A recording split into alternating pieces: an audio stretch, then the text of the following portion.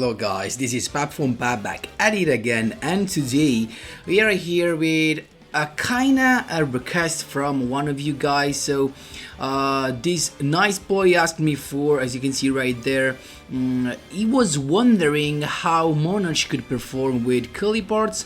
And as you know guys, with all the requests that I see in the comment section under my videos, I always try to test and do stuff, and when I actually come out with something spicy, as in this case, I made a video about it. So before jumping right into it guys, just a quick reminder, if you enjoy the content, please leave a like and subscribe. I really appreciate it and really helps me a lot. Let's jump right into it. So I'm here with SYLVIO, and the usual skill that I used, it actually was suggested from one of you guys as well for QLIPHORTS. So if the game manages to load, there you go, pendulum extra charge. So just a nice skill to send one of the pendulum skill you have already set on the field when you control 2 to send that pendulum skill back to the extra deck face up so that you can play another one. So this skill is really useful to abuse the effect of QLIPHORTS Scout, just in case you have access to more than one during the same turn. So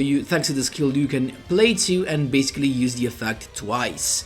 So, and boom, as you can see right there, we have a bunch of stuff. So apart from the triple carrier and the double helix, triple scout, one monolith, and the summoner's art that are all the QLIPHORTS package, right? I decided to go with the laser QLIP because an additional normal summon can be really nice sometimes. I mean, if we do not have access to a pendulum summon, but we have access to a laser QLIP, we can still be able to tribute summon one of our 2 boys right here, the one that can be tribute summoned with 1 tribute, thanks to the effect of laser QLIP. So that's why I added that, and 1 is fine because basically we have Scout that can search it in any moment. So that's the thing. So for the monsters, for the Monarch that I decided to play in this stack list, I went of course for double EREBUS, the big boss. Basically keep in mind that if you tribute a carrier and a helix, in order to tribute summon in EREBUS, you actually get a -3 for your opponent. That's simply insane. This guy of course does not target, and then you have a monster to bounce and a back row to pop. So really insane. So it is really a nice idea because you get so much value out of a Monarch summon thanks to the effect of the QLIPHORTS guys when they are tributed. And then of course we've got one for the 1 tribute monsters. We've got Reza. I only have 1, but that's fine enough. Really nice to place a target on the top of the deck, and the other one a standard KS just to banish. So that's pretty nice as well. Then the spicy choices are here for the spell and trap cards. Why do we have to play spell or trap cards for the for this deck, for the Monarch side? Because we have EREBUS, and in order to activate EREBUS effect, you need to send from your end or deck 2 different spell or trap cards, Monarch spell or trap cards. So why didn't I go for the standard trap cards like the first Monarch or the Prime Monarch? Why? Because those things are not really that useful. First thing first, because we actually have 2 pendulum skill to have on the field, so clogging the 3rd spot with a continuous trap is not the best choice in my opinion. And also keep in mind that you cannot use the first Monarch, just because when you have one of these QLIPHORTS skill, you cannot special summon monsters except QLIPHORTS, so you actually won't be able neither to use the effect of first Monarch to summon it as a trap, or to use the second effect of the Prime Monarch, the other continuous trap card, from the graveyard to special summon it back from the graveyard onto the field. So that's why I decided to switch to a couple of spell cards that are really nice. Of course this means less protection, but I mean, as you will see in the replays, most of the time it's just having a couple of big booty monsters on the field is enough to endure the turn, especially if you actually summon a 2800 defense. And these spell cards that I went for are Frost Blast of the Monarch, just to pop additional back rows. You can actually activate this and pop a set card, so it does not have to be a back row, it can be a monster that was set. And or for example, you can banish this card from the graveyard alongside another spell and trap card, a Monarch spell and trap card, to pop another set card on the field. So this is not only for the set card, right? And that was pretty nice because you can send this from the deck to the graveyard and have something to do with it, right, in the graveyard, because you can banish it, so that's pretty nice. And we have also the restoration of Monarch, just because of course in some situation we may miss some monsters to tribute, just in case, for example, our opponent destroys one of our skill and we cannot pendulum summon anymore. We can play this card and have all we need to tribute summon. Keep in mind that these spell cards actually that are from the Monarch archetype combines really well with QLIPHORTS Carrier and Helix, because these two guys actually, as you can see right there, have the same stats of that Monarch have. So 2400 attack and 1000 defense, that are actually the requirements for the activation of these spell cards, both, as you can see right there. So they really actually combines well, and I actually really liked a lot this thing, so that's why I decided to play it. Don't care, guys, about the extra deck. I never use that, and it's really not needed. It's just there to bait our opponent and not actually let them know that we play Monarch without an extra deck. So guys, it's a really spicy version, so if you love to play Monarch and you want to do it in a competitive way, these alongside the Burning Abyss version that I already brought on the channel, check it if you miss it, are really nice solutions to play Monarch nowadays. And guys, that was all for the decklist breakdown. We can jump right into the replays. Here we go, my boys. First replay, interrupting a 4-win streak against Human Astral. Let's see what we've got. It starts to begin, not actually a good thing, but we still made it. So Scout to the Alex, and then actually I decided not to go for the Pendulum Summon, because keep in mind that if you tribute summon Shadow the Caius, you have to target a card. This is not a choice. It's not written that you can, you have to. So if you summon Caius and you have no target, your opponent has no cards, you have to target your own cards. And you can also, of course, banish itself and inflict to your opponent 500 damage, but then I would have been without defense. So that's why, of course, I just summoned my Helix. So we have Stellar Knights, another good deck right now. It's got the DNEB and the set card. At this point we can use the Scout to add another Guardian. Now we can just Pendulum Summon and basically fill our field with monsters to be tributed, and then tribute summon EREBUS. And actually I discovered that Silvio Savarari has lines with Monarch. That's really nice.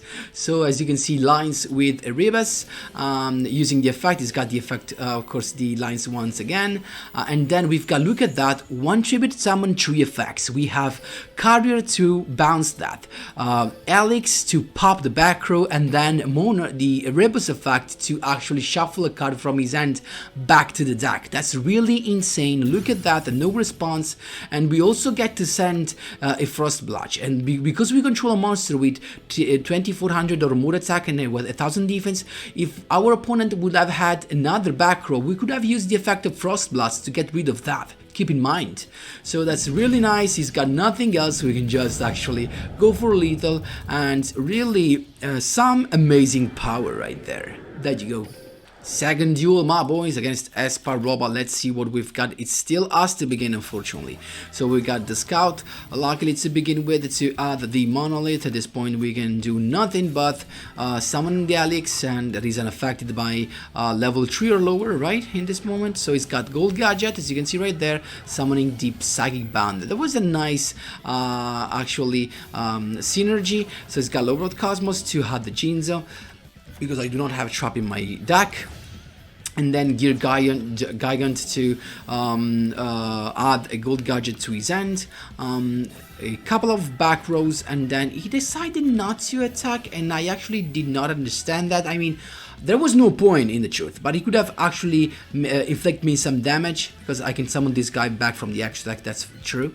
So Scout to add the Laser Clip to have an extra summon, then Summoner's Art to add the Scout, another Scout actually, then Monolith as you can see right there, the skill as I told you, because I have 2 Scout, to use the effect of Scout once again, adding this time the Carrier, and then now Tribute Summon into our Carrier, and then the effect of Alex that was tributed to pop the back row. I guess I picked the correct one, because he used the other one to summon Jinzo from his hand, and the one I popped was Cyber Energy Shock, so that was pretty nice. And because now I activate this Laser Clip, I can still Pendulum Summon, so I just basically summon the defense right there, a big booty Clipper Scout in defense position, and for then in the end phase the effect of Monolith, because we tribute one monster, we can draw a card, and it was Ryza, so that was really nice. He's got Gold Gadget once again to go into Utopia, kind of a strange move, but I mean, it was just enough to get rid of my Carrier, then Scout again to add the Carrier once again. I also draw the Erebus. At this point I would have Pendulum summoned, summon a double Carrier, summoning Erebus, make with both Carrier, the effect of the 2 Carrier, getting rid of both the monsters he has, and then using the effect of Erebus to get rid of the only cards he has left in his hand to clear everything. That's how you do it. There you go. Here we go, my boys, interrupting a 5-win streak, third duel. We are here with Dinosaur Kingdom. Nice to see that. So something different. So it's him to begin. Luckily, it's got Summoner's Art, and look at that, it's got Metal Foes. So Metal Foes actually not really nothing special. I mean, Metal Foes, it's actually in the tier list, or it isn't in yet. So it's got the Gold Driver. So of course all the stuff that we're doing is to have the fusion card, and then the Pendulum Summon, so that he now can fusion summon into one of the big boys, the Orichalk in this case, that when it's destroyed, actually when it's set to the graveyard, you can pop a card in the field. And now he's got another fusion ready for the next turn. Let's see what we've got. We've got the Scout to add a Carrier, as you can see right there. Then I set the Monolith, and I can just go into a Pendulum Summon, because I've got the Chaos. I summon all the 3 boys. I've got the Alex and the double Carrier. He's got the Full Metal Foes Fusion at this point to summon the Materialium and pop with the effect of Orichalk to pop what, honestly? He decided to pop the Alex. That's fine. I just tributed the Carrier at this point. I had to, using the effect of Caius, to get rid of one of the Pendulum Skein by banishing it, and with the effect of Carrier I can just make this come back to the extra deck. So this point, this was really not something you was waiting for, you know. And at this point, I just have lethal. I mean, all this stuff, we just have lethal. After 2 removal, we have more than 4k attack. That's how you do it. There you go. Lashed, Banalished, yugioh with Phantom Knights. How could I not see it, right? So it's us to begin, Scout to begin with, adding the Monolith. Then we have Summoner's Art, so we can use the skill to use the Scout once again. As you can see, Summoner's Art to other Scouts again, using the skill, sending that to the extra deck, and then Scout, as you can see, to add in Helix, and then Pendulum Summon to summon a Big Beauty, the Scout in defense position, and then I decided to tribute him to summon the Helix for 2 reasons. The first one is because I wanted to draw a card in the end phase, and second because I wanted the Helix. I actually want a monster that is unaffected by level 5 or lower monsters effect, right? So that was pretty nice. It's got just a double set card, and now because I have a monster that has 2400 attack and 1000 defense, I can use Frost Blast of the Monarch to pop the back row. It's got the Book of Moon, but that is completely fine. And then we've got the Tribute Summon into Ryza to make that come back to the top of deck, but he can activate it because it's got Floodgate. We're still chilling Scout now to have the Carrier, and at this point we have the Pendulum Summon to go into the Alex and the Carrier, but I still have no lethal actually, and I've got the Monolith effect in the end phase to draw. He's got the Drill Sense low level, and look at that, what he's got Buster Whelp. That was unexpected, honestly. So it's got triple set now, and it really changed actually, you know, the situation. So I've got Laser Clip to begin with, and why? Because I want to use the additional summon actually I want to be able to have an additional summon. So I went first with the Erebus, tributing both the Alex and the Carrier, not the Ryza, just because I want to get both the effects and be able to pop a back row, bounce the Buster Web back to hand, and I also want to, of course, shuffle a card from his field to the deck. So Carrier to begin with, then Alex, as you can see, he's got the Destruction's Word Memories. That is completely fine because the Erebus effect does not target, so I can actually target. I can actually shuffle the Buster Blade that he just summoned. So as you can see right there, then because the Buster Web was not a problem, actually, I decided to make the Ryza come back to my hand so I can tribute summon him again the next turn. But actually, there will be no next turn. I can actually use the Frost Blast from the graveyard to pop another back row, and then remember that I still have another summon thanks to Laser Clip. So I was really in a good spot, honestly. I still had to Pendulum Summon. So I had tons of stuff to do. This deck is really nice, guys, as you can see right there. Thanks to the guy for the nice suggestions. It really works.